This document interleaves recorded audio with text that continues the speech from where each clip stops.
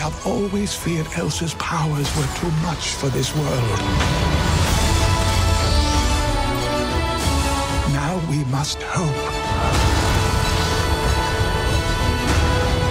they are enough.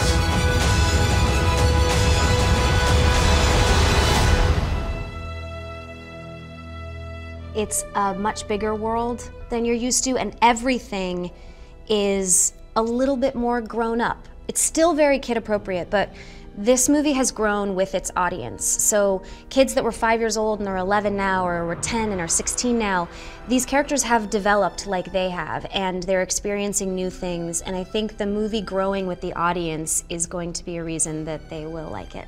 To say that this movie is ambitious is a big understatement. It's a continuation of a journey that I think is important to a lot of people, one that builds not only on the story that everyone fell in love with, but one that deepens and enriches all of the characters and introduces new characters that I think are going to become as iconic as Anna, Elsa, Kristoff, Sven, and Olaf. Frozen 2 takes place in Arendelle, which is where the first movie took place, and everything seems to be going well in Arendelle, but then Elsa hears this voice that's calling her out of the walls of the city. And our characters from the first movie go on a journey and an adventure together to discover information about Elsa and Anna's past.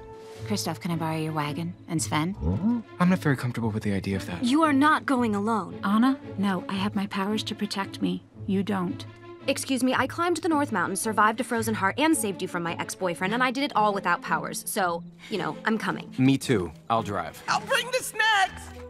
Olaf, you know, he's sort of embodies a child, really. He's the child of the movie. He represents this beautiful naivete.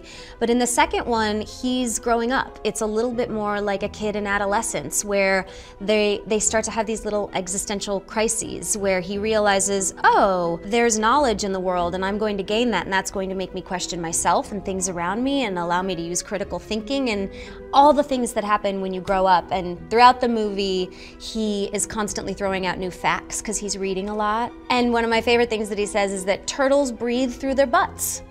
And I think that's something everyone should know. He doesn't really know a lot of times what he's actually saying or how poignant he really is. But he does start to, there's a little bit of a moment where he starts to feel anger and hurt by what Elsa has done, pushing Anna and Olaf away. So he has a very powerful story, very powerful arc in helping our characters along their way with his little moments, little asides, little encouragements like only Olaf can do. In Summer was such a wonderful take on this idea of a character who really has a childlike innocence about him and doesn't understand the dangers of the world. What's so brilliant about the song in this one, without giving too much away, is that it sort of flips that idea on its head a little bit. Comedically, it is sort of the inverse of his attitude in the first film, and leave it to Bobby and Kristen to find such a brilliant take on what that means. Into the Unknown is this beautiful song where Elsa's hearing this calling. She doesn't know what it is. It's this weird sort of cooning sound, they call it. And it's kind of haunting her, and she knows something's missing, and she needs to understand, why is she being called? What is her purpose in life? Deep down, she knows she needs to find those answers. So Into the Unknown is her first realization that she can't just sit by in the kingdom. She needs to get out there into the world and get the answers. Lion. Grizzly bear. Monster. Brown bear. Angry face. Black bear. Hans. Unredeemable monster. Greatest mistake of your life. Wouldn't even kiss you. Villain! Oh. We all kind of got it. Okay, Olaf, you're up. Okay. So much easier now that I can read. Lightning round, boys against girls. Okay, I'm ready. Go. Unicorn. Ice cream. Castle. Oaken. Teapot. Mouse. Oh, Elsa! I don't think Olaf should get to rearrange. The second song was incredibly significant to me because it's called Do the Next Right Thing, and that's actually a mantra that I have with my life when I am anxiety riddled or get depressed. The only thing you can do is the next right thing. For anyone who's experienced a hardship or trauma or is flat on the floor and feels they can't pick themselves back up, the only practical application to rejoin the human race is to just do the next right thing. Sometimes that's just get out of bed, just put your clothes on, just brush your teeth. You only have to do one thing in that moment.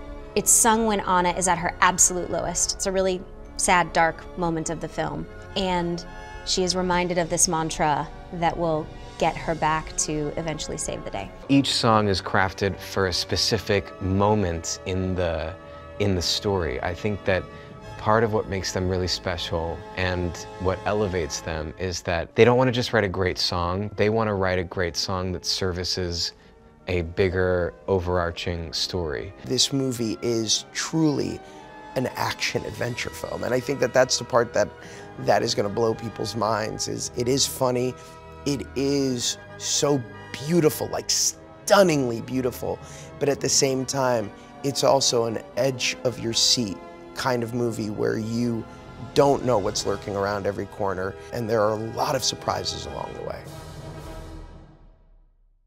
Quick question. Is the whole putting us in mortal danger gonna be a regular thing?